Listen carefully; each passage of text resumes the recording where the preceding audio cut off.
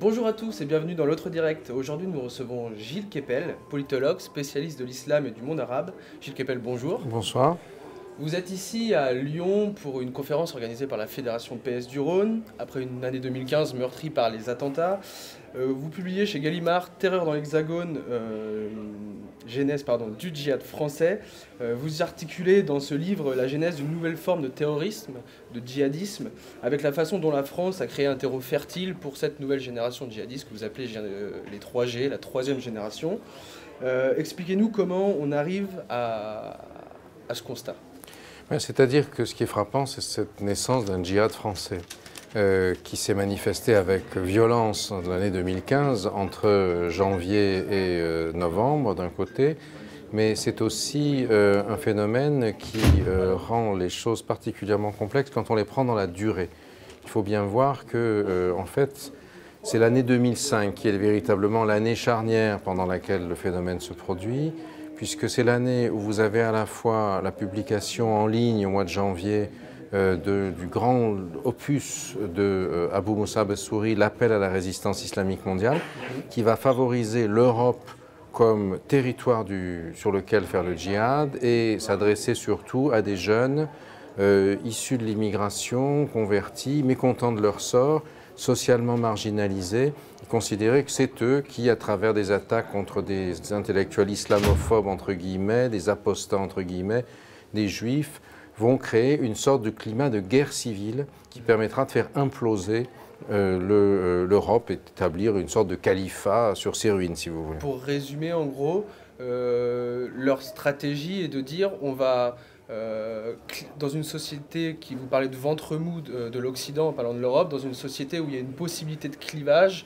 on va faire en sorte que des gens se retournent contre les musulmans pour qu'ils rejoignent ceux qui les défendent, c'est-à-dire Daesh actuellement. Exactement. Voilà, l'idée c'est de radicaliser les extrêmes et qu'on ait d'un côté, si vous voulez, une France identitarisée qui se dresse contre des musulmans et de l'autre côté, des musulmans identitarisés qui se dressent contre les autres, qui fassent une sorte de guerre civile. Justement, ça, c'est le fantasme d'Abu Musab al-Souri. Sur ce point, vous faites une analyse assez intéressante sur la construction des idéologies, que ce soit des identitaires mais aussi des djihadistes, où vous aboutissez à dire qu'il y a une sorte de rejet de l'Occident, ou en tout cas de même construction idéologique. Oui, il y a un certain nombre de congruences qui m'ont beaucoup frappé dans le livre. Je les montre par exemple entre les vidéos de propagande pour partir au djihad pour les jeunes Français, par exemple celle de Omar Homsen, qui était un Sénégalais de Nice qui est mort cette année, cet été au djihad, qui s'appelle 19HH, qu'on trouve aisément sur le web, l'histoire de l'humanité. Et puis ce qu'on peut voir par exemple sur les sites comme Égalité et Réconciliation de Soral et Dieudonné, où vous avez une même vision complètement catastrophiste et négative de l'humanité. Soudain, il y a un éveil. Alors, dans un cas, c'est le 11 septembre, dans l'autre, c'est autre chose. Et on construit une espèce de vision identitaire de la société en rejetant l'autre. Et ça, cette espèce de congruence narrative m'a frappé, en effet. Là, aujourd'hui, vous êtes à Lyon.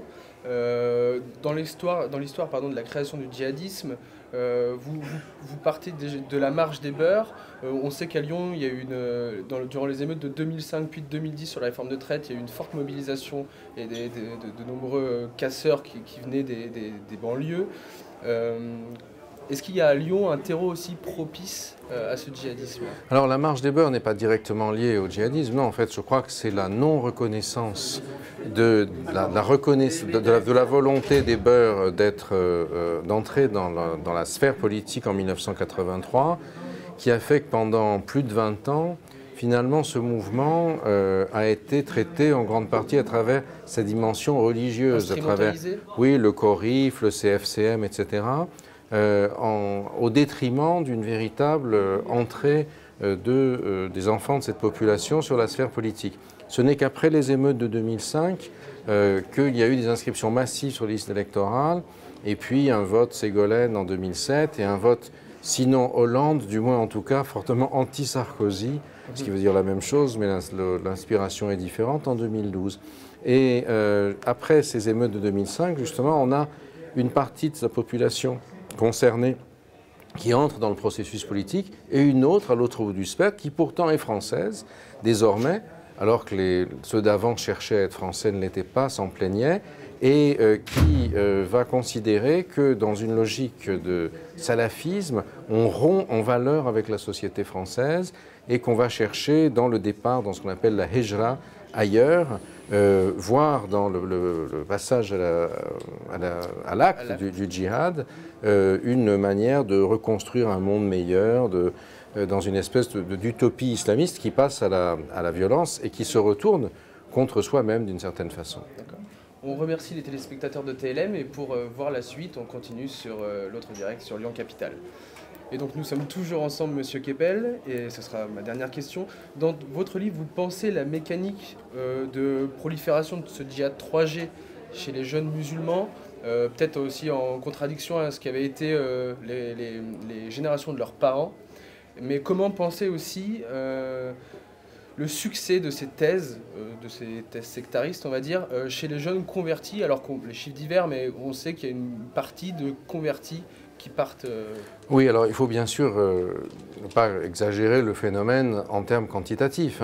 Il s'agit de quelques milliers d'individus, mais c'est déjà beaucoup, c'est déjà trop.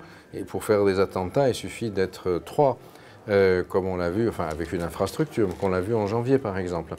Mais ce qui est très frappant effectivement, c'est que parmi ceux qui partent en Syrie, on a à peu près un tiers de jeunes convertis et de jeunes filles.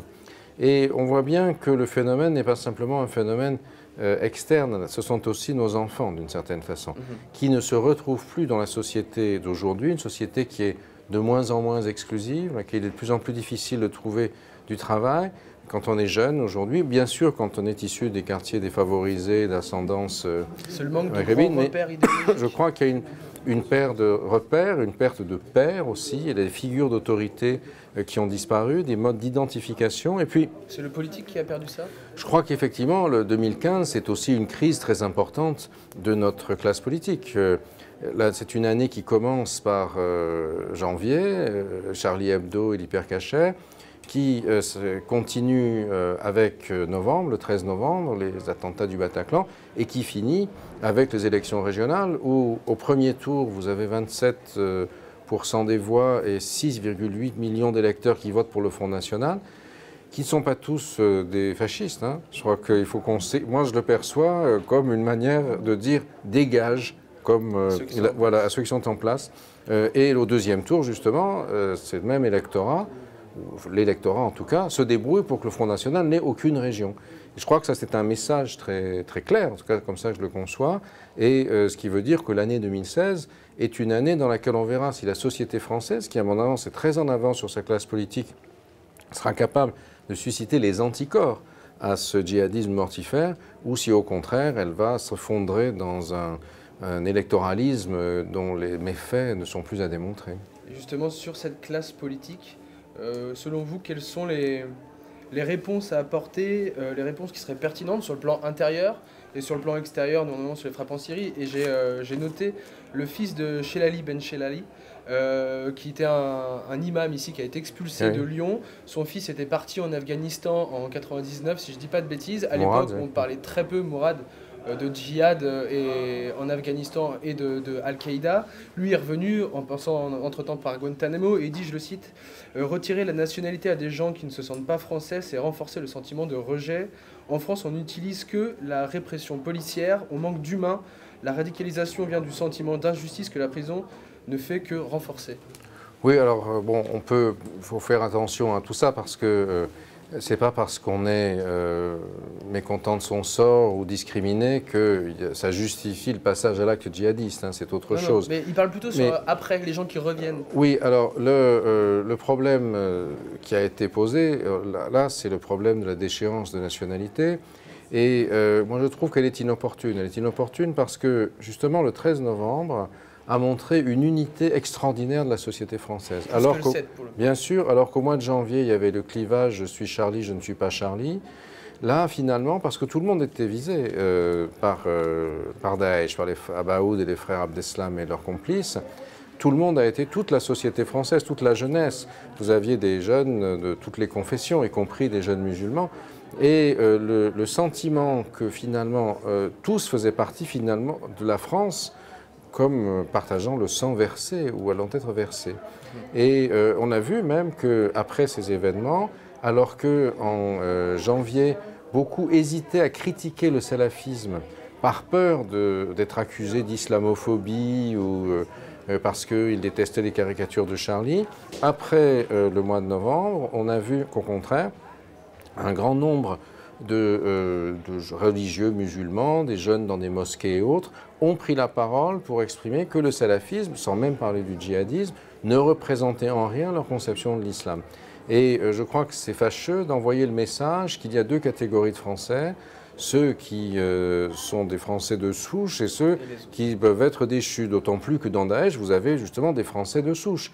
Et pourquoi est-ce qu'un Normand élevé au cidre et à la crème fraîche, qui égorge des gens pour Daesh sur vidéo, lui se retirerait indemne de cette affaire, alors qu'un autre, parce qu'il est né en Algérie ou qu'il est devenu français simplement par le double droit du sol, pourrait être déchu de sa nationalité. D'autant plus que la déchéance ne sert pas à grand-chose. Ils ne sont généralement pas expulsables parce que la Cour européenne des droits de l'homme s'y oppose. Jamel Beral, qui était le franco-algérien le plus gradé d'Al-Qaïda, qui est de nouveau en prison, a été déchu de la nationalité française. Il est inexpulsable. D'accord. Je vous remercie, Monsieur Keppel. Je vous en prie. Je vous remercie d'avoir suivi cette émission. On se retrouve demain pour un nouvel Autre Direct.